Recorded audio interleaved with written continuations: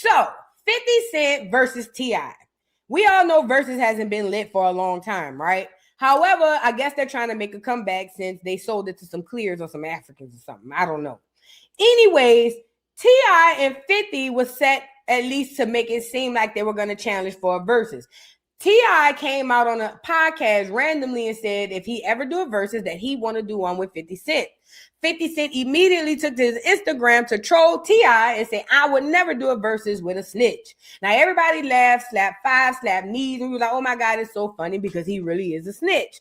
But then it turns out Tip came back and was like, it really pissed him off because behind the scenes, he and 50 Cent had already spoken about him coming to the internet saying, hey, I want to do a Versus with 50 Cent. And 50 Cent behind the scenes agreed that he would say, cool, let's do a Versus. And they would have their little thing. And then we'd all go into who's going to be the best. Y'all already know how it is. But either way, the point is it was contrived behind the scenes.